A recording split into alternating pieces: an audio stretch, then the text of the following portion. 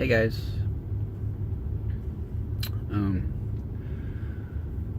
So, as you know, if you began from the beginning of this playlist, you know that this is a channel about me going from being a trucker to going to go play poker in Las Vegas. I feel like I can't really disentangle my experience in Las Vegas from sort of the history of modern poker. So let me sort of give you some background first. As you know, countries go through economic booms and busts. Poker is no different. 2003 was the poker boom. Sort of like the poker Big Bang, because it started the whole thing.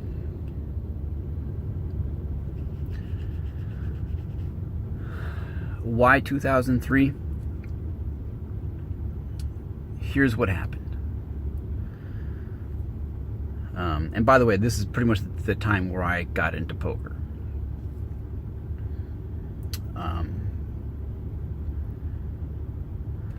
One night in Las Vegas in 2003, there was a table of professional poker players who had all just busted out at the main event of the World Series of Poker. And they were sitting around having dinner downtown, and they were discussing the final table. 9 players. You had players like Sam Farha, Dan Harrington, Jason Lester, Amir Vahidi, some big name pros at the time.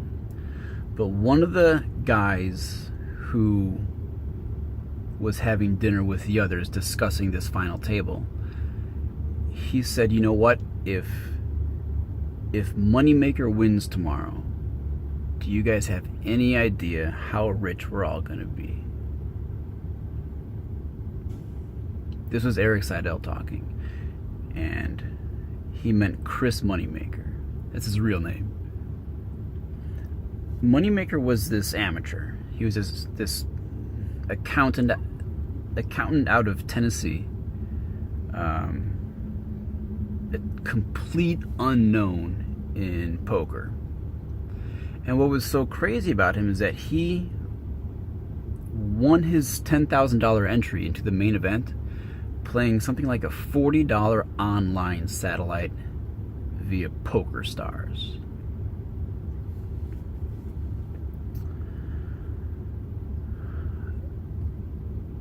What Seidel meant by "do you all know how rich we're going to be" is that he understood that given that this final table was going to be aired on ESPN, as it always was,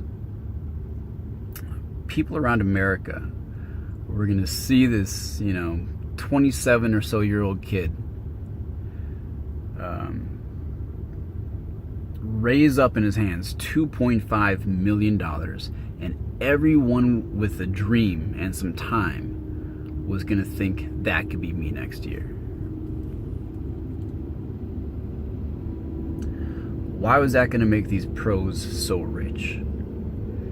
Because if he won and that ignited the spark that Seidel thought it would, you were going to have every 40-year-old man in America playing poker every Friday and Saturday night with all of his buddies, watching poker on TV. Poker was going to take off, and the American public was going to eat it up. The next day, Moneymaker did win the main event. And poker exploded on the American culture like an atomic fucking bomb. Everyone was playing.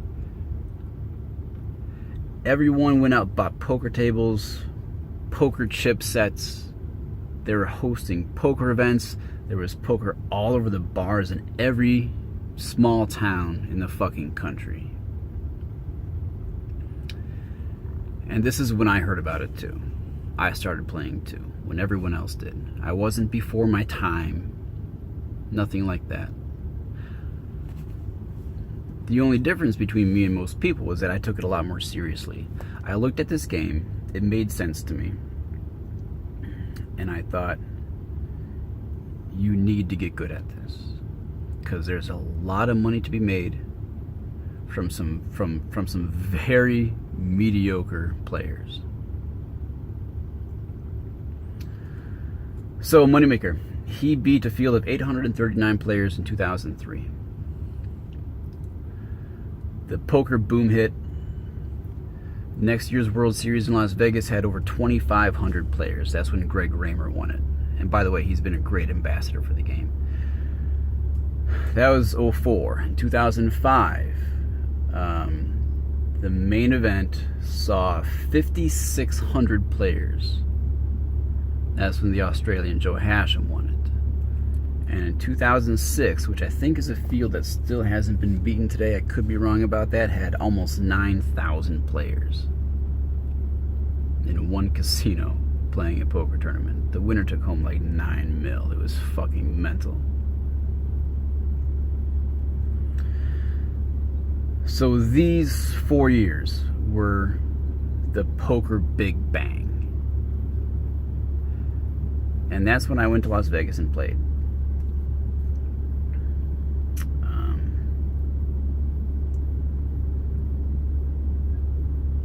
What's so sick is that I was entering the game at the perfect spot. The reason why it was so perfect is when you have like a third of the country all constructing their leisure time around one activity or the same activity, the field is really diluted, especially in a zero-sum game like poker. You know, not everyone wins. You know, if there was $1 billion in the poker economy, the winners get some of that, the losers lose what they put in. I knew right away that I was a winner. I understood hand strength, I understood physical tells, I understood hand selection, and I understood how to beat pretty much any game that I got into. So, why am I here and not still there?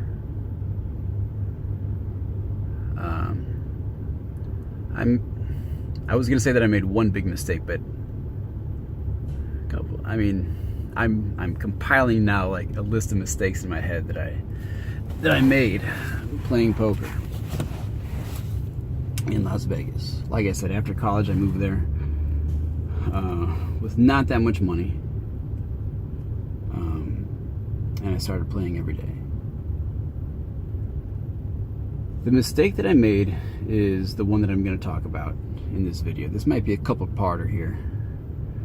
The mistake that I made and the topic that I'm going to take up is also probably the most boring part of poker, and I'm going to try to make it interesting for you guys, because you have to understand where I came from in order to understand where I'm going.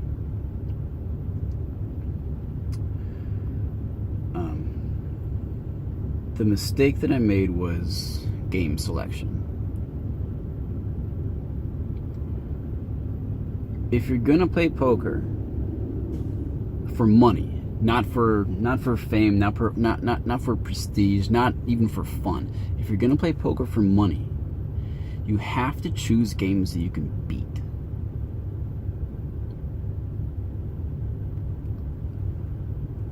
Starting out in Vegas, this was like my strongest point. As I explained in my first video, I got up every morning really early, didn't have a car, so I biked down to the strip 5 miles, and I played at the Aladdin. And I played these early morning sessions against these tourists who didn't know what they were doing. They were drunk, they were hungover, they were coked up. They were down $1,000 and making absurdly large bets to try to get it back. And that's why I had initial success for the first few months. One day, once I realized how much money that I had, that all changed. Part 2.